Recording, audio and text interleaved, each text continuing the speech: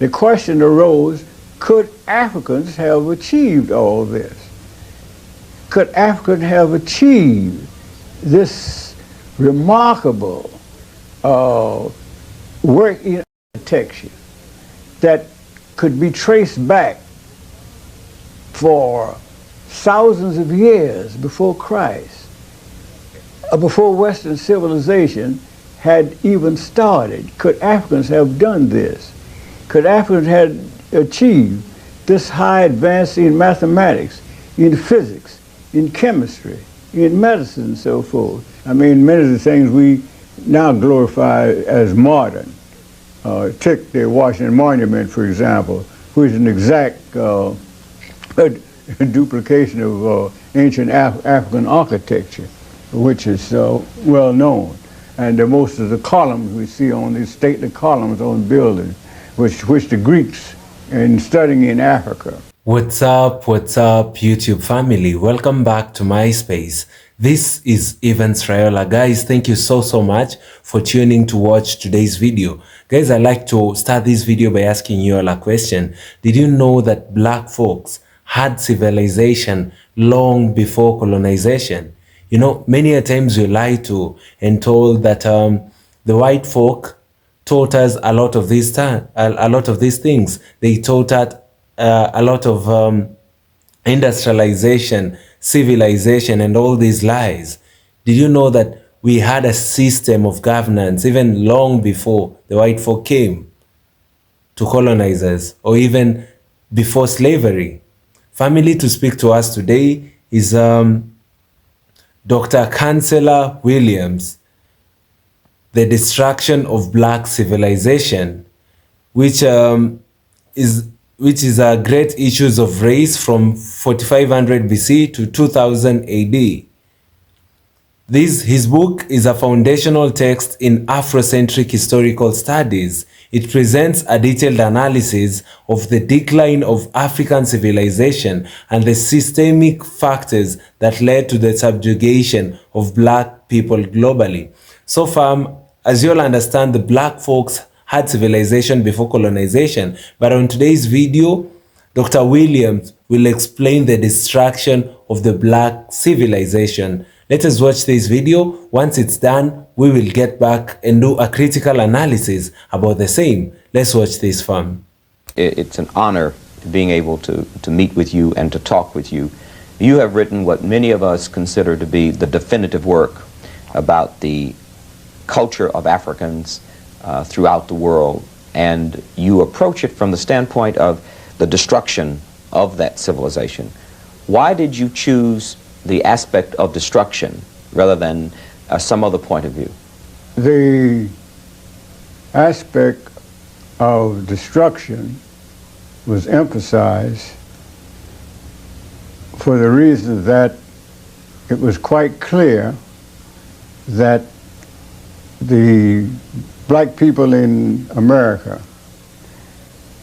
seem to be generally unaware that they had a history, that they were told that they had achieved nothing. They were told... This man says the true facts are to be found in a more thorough and honest look at history. After Dr. Chancellor Williams, a native of Bennettsville, South Carolina, received his doctorate in history and sociology, he studied psychology, anthropology, archaeology, and economics. He also taught Arabic history and worked as a professor of history at Howard University for 29 years. He won an award from the Black Academy of Arts and Letters and was the first recipient of the 21st Century Foundation's Clarence L. Holt Prize for Excellence in Literature. Now, of course, the record was there to show that much of Western civilization was built upon the foundation of the land where civilization itself had begun, and this was in Africa. Therefore, the focus had to be on Africa to see to what extent the recent revelations with the turn of the century, that Africa was the cradle of civilization, To what extent could this be actually verified?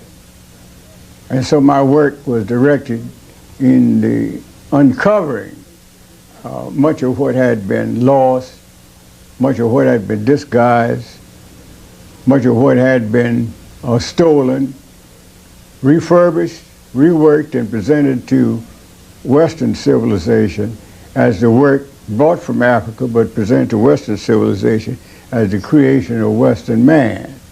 Dr. Chancellor Williams spent 16 years writing his book, and although a piece of extraordinary research, he considered it a greater miracle that he was able to get it published. Plagued by a chronic lack of funds and turned down by his academic associates and all other sources, Dr. Williams mortgaged his home. Then another obstacle arose.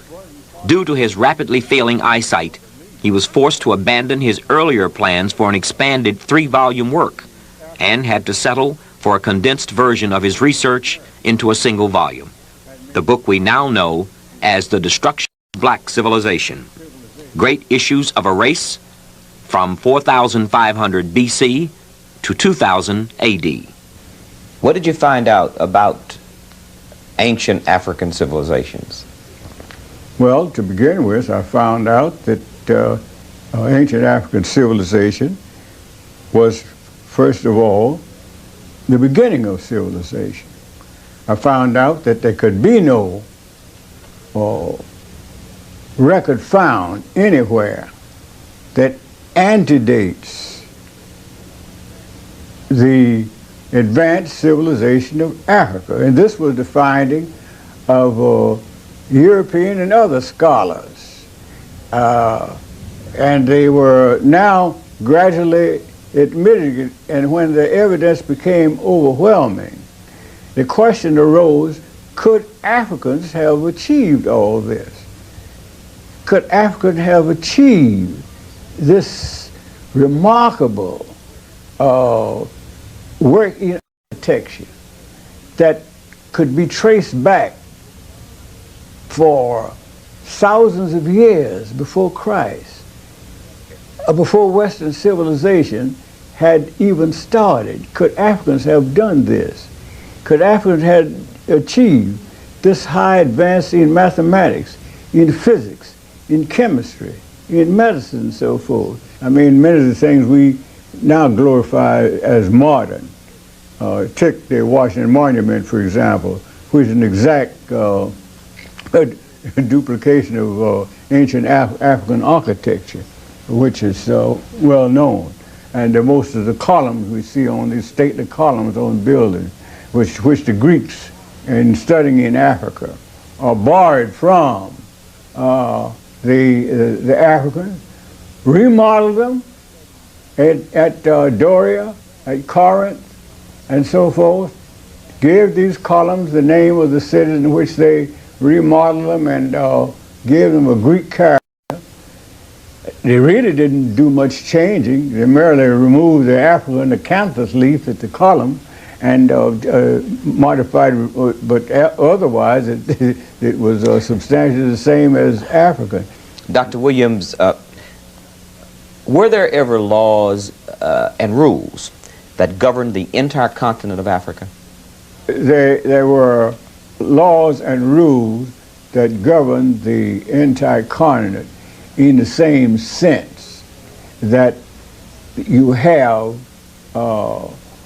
the same system of laws and rules that which govern a whole people without the same time having a single government, a single state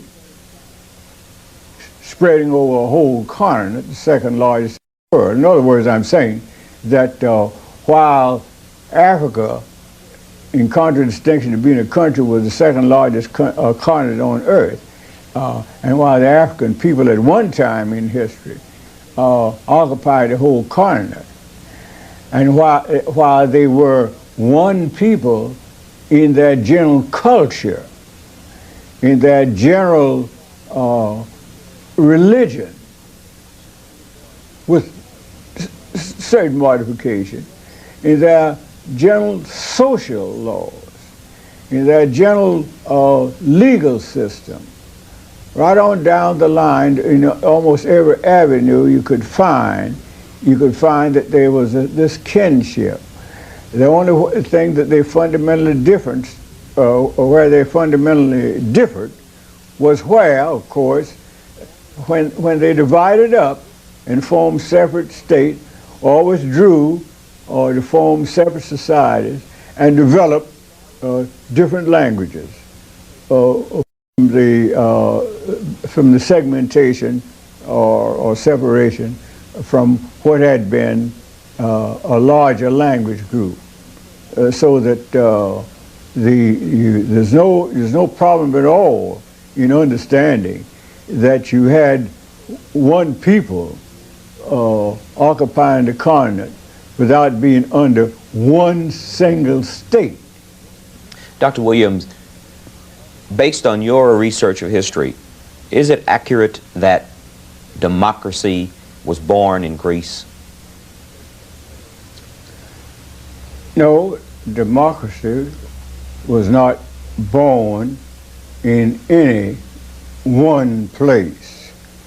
The record, as I indicate in this discussion on the chapter dealing with the African Constitution, birth of democracy, meaning birth of democracy in Africa, I made it quite clear that democracy was a system that was natural among the ancient peoples in all stages of development. Even the most primitive societies had their chiefs generally elected, and the chiefs were generally subject to the will of the group. So it was nothing unusual about the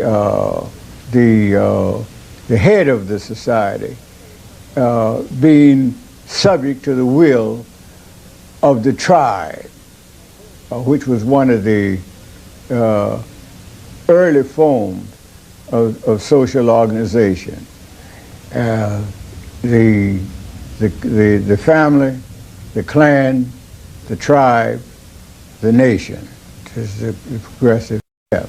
So that in Africa, you will find that back from times immemorial, they had their own system of democracy. And it was this same system which could be found in every part of the African continent. The same fundamental laws, the same fundamental custom. No matter whether they were 5,000 miles apart, no matter whether the group had never come across the other group, they had the same system. That's why we know that we were dealing with substantially one people. So that democracy then was so long, so many thousands of years before Greece, that the mention of Greece in connection with where democracy began could only bring smiles to the face of any scholar who has really studied world history. What were some of the specific African cultures, civilizations? These civilizations, I refer to them, of course, generally as the great kingdoms and the great or the empires that existed all over the continent of Africa. To the south, perhaps the greatest, at least one of the greatest, was the empire of Monomotapa, of which the present Zimbabwe is a part of what was once a much larger empire. And then, of course, those empires of Mali and of Ghana, ancient Ghana, and it was Shanghai, and it was the Marsi states, and so on. Many of these countries had started in a period long before Christ was born. Ghana, for example, had for over 400 kings listed before Christ was born. So that these were ancient empires. The most important thing here, though, to note about these empires that I last name is that all the people in America, all the blacks or Africans in America, came from this area of great nations, of a great educational system, where the greatest university of the time in which these slaves were being brought to America still was flourishing in its glory. That is, of course, the University of Sankore. The great civilizations in Nigeria, all of these were advanced cultures. So these people didn't come as they were told and came to believe after they had lost memory of their homeland by the system of not allowing people of the same language group to be sold to the same plantation, but scattering them all over the South so that you wouldn't form a power base by having a lot of Africans speaking the same language. So this helped by this breakdown of intercommunication among themselves, helped them to lose memory. But we were told, quite to the contrary, that we were from a land of savages, of cannibals. And except by the grace of God and the white man, we would have been a lost people. So we should be on our knees forever praying and thanking God that we were brought, even in slavery, to this land to escape the horrors of Africa. And this was brought in and drilled into us generation after generation. Until even today, after we're going through from the kindergarten through graduate school, the majority of blacks today reject the idea of being called an Afro-American. Dr. Williams, if all of the things you say are true, if Africans had such advanced civilizations, hundreds of kings and one African kings in one kingdom before Jesus Christ was born, how did Africans worldwide and Afro-Americans get in the shape they're in? How did these great kingdoms, this great civilization, fall to civilizations that didn't come along until thousands of years after theirs were already established? Well, it wasn't done overnight. Their great empires were built through their industry, through their enterprising, through their industry in so many fields. And the whole societies, as I point out in the book, in practically all of them, were organized in lodges. This is where the organization of workers, but they regard themselves as craftsmen. And each working group, whether it's building boats, or whether they were stone masons and brick masons, or whether they were carpenters or whatnot, each craft was organized into a lodge. In fact, the educational system was similarly organized on a basis of 3 levels. And so you had a society that went in for production. The people who were specialized in growing rice or cotton or peppers or what have you did so not as Africans do today. Africans hardly get Africans generally today to go on a subsistence level, just enough for themselves, as though they're scared to produce a surplus for export and to sell to areas which do not produce the same things which they produce, and buy from the other people the things which the other people produce and which they don't have, which is trade, which is progress, which is the basis of wealth worldwide. see what they're talking about, Reaganism and that sort of stuff. There isn't anything new. The Africans were doing that tens of thousands of years ago, a system of life. So they had regular trading posts, establishing different villages in other countries. They had trading routes that crossed the Sahara into other lands with merchandise, camels loaded with merchandise of spices, whatever the people produced. They were an industrious people. And they sold, and they would import as well as export. And this is what made them great. I try to emphasize that when you talk about the great African empires, they didn't just become great overnight, just great. No, they became great by doing specific things. They were great people. They were industrious people. They were builders. They were producers. The whole nation was fired to produce, and they were rewarded for their work. And so they built cities and so forth and so forth. And so this is why you had this great system of nation building becoming so mighty. Now, why did they fall?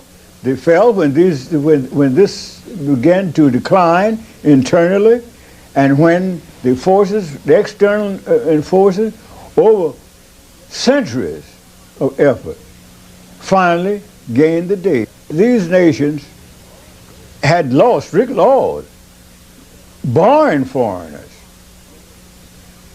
from coming to the interior.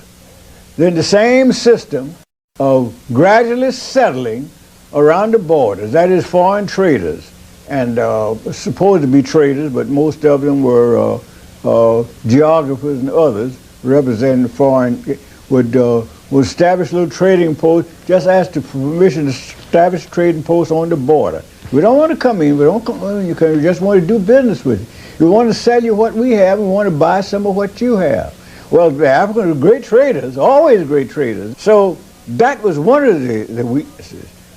They allowed them to settle along the borders, for one thing.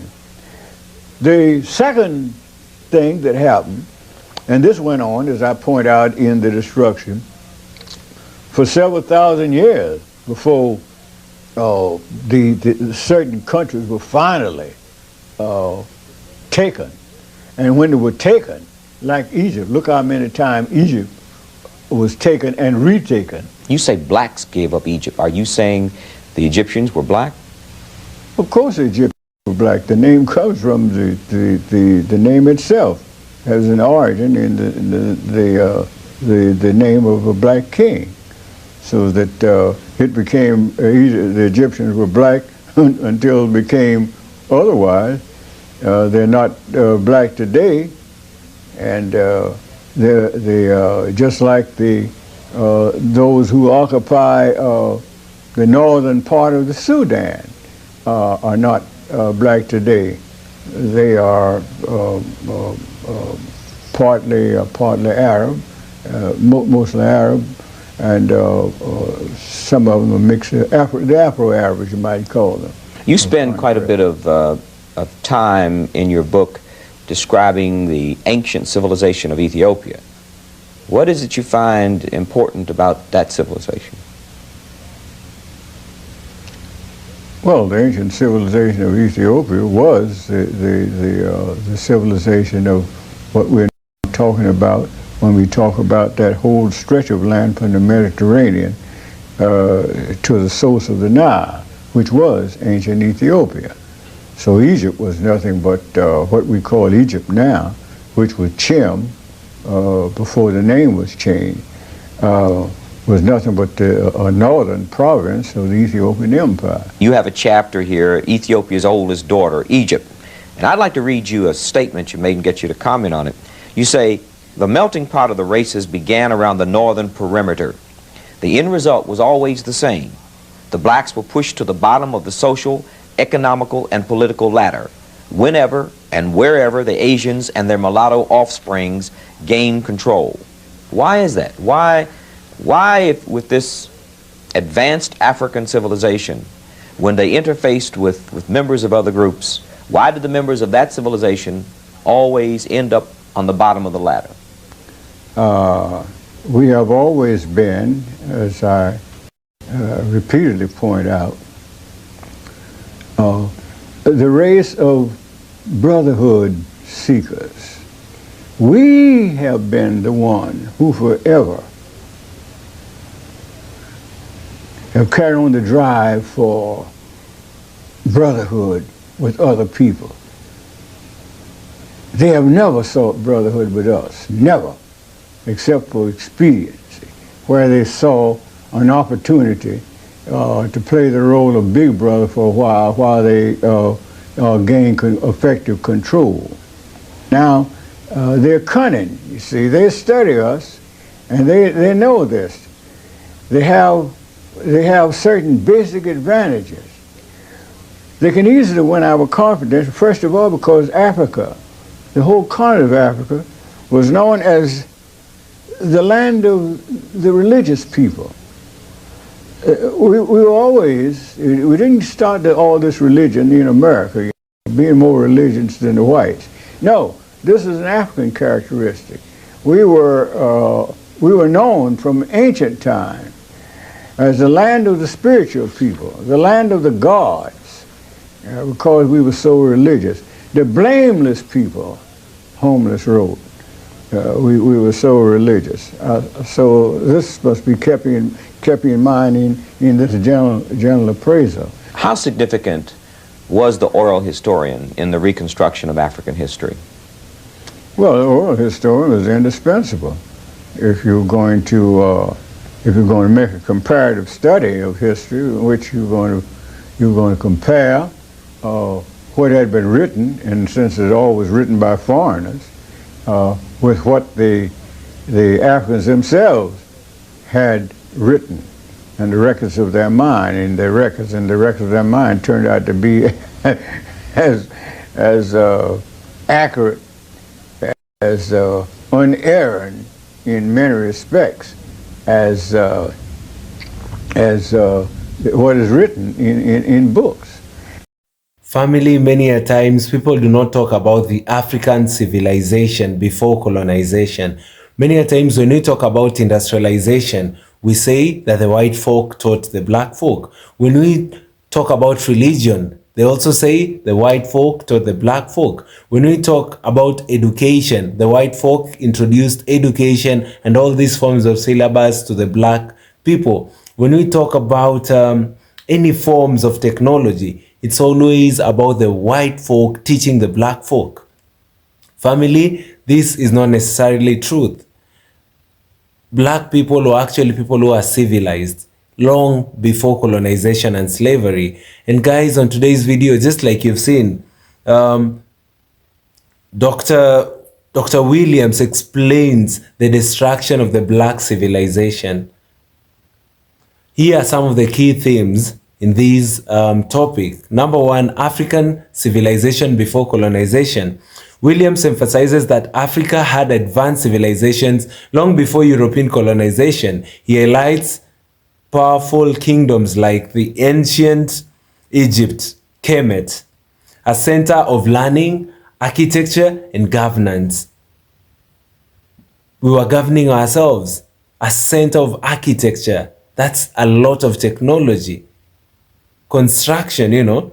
Then number two, another example of civilization before colonization is Ghana, Mali, and Songhai empires, wealthy and well-governed societies in West Africa. Then we have the Nubia and Kush, revealing Egypt in culture and military strength. Then number two, we have internal weakness. Williams argues that divisions, class conflicts, and political betrayals weakened this civilization. Family, we say that there was a lot of civilization before colonization, and Dr. Williams argues that later there were internal division and class conflicts and political betrayals which weakened this civilization. Rivalries among African leaders made it easier for foreign invaders to exploit them. During the days of colonization, the best way that these people ruled us was through ensuring that they make us conflict against each other. Some of our leaders decided to be puppets. They decided that for their personal gain, they'd sell us out, and these brought a lot, a lot of rivalry, which made it easier for them to exploit us, leading to us having a weakened civilization. Then number 3 is the foreign invasion and enslavement. A key part of his thesis is that Africa's downfall was not just due to European and Arab conquest, but a long-term exploitation. Arab invasions led to cultural and religious shifts in North and Eastern Africa. European colonization and the transatlantic slave trade extracted Africa's human and material wealth. Then we have religious conversion. Islam and Christianity was used as a tool for control. Family, they lied to us, using Christianity and Islam. I just did a video of Dr. Ray Agent from a previous video arguing that Christianity and Islam were used as tools to divide black folks. And we see the same analogy with Dr. Williams. Then number 4, we have psychological and cultural warfare. Williams argues that destruction of black civilization was not just physical but also mental. Colonial education and media erased African history, creating self-doubt among black people about their heritage and capabilities. There's a lot of psychological and cultural warfare. We were lied to. Then we have social solutions for rebuilding. What are these solutions that can make us rebuild our black civilization? Number 1 is reclaim African-centered education to correct historical distortions.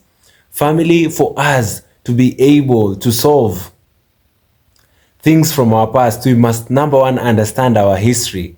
Once we understand our history, we can be able to correct these historical distortions that were made by the white supremacists. Then we have unite globally to rebuild economic and political power.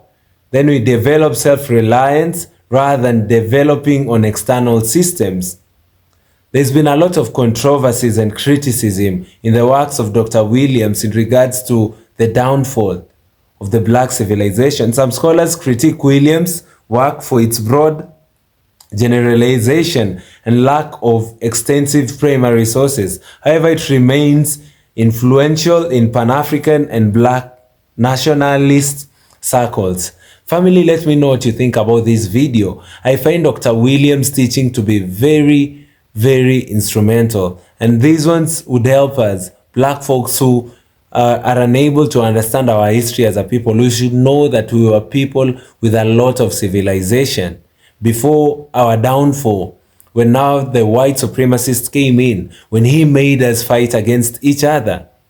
Family, the biggest way we can be able to resolve this is by us coming together, by us thinking of ourselves as brothers and sisters, by us creating opportunities amongst ourselves. That way we can be able to regain the civilization that we had, the civilization that we started for the human race. Guys, thank you so much for tuning to watch this video. Kindly like it so that it can be recommended to other YouTube users. You can as well comment down below and let me know what you think about today's video. Last but not least, kindly do consider subscribing to the channel. We are currently on the road to 50,000 subscribers, and your support will come a long way. Share this video with your friends and family. Thank you, and see you all in our next video. Goodbye.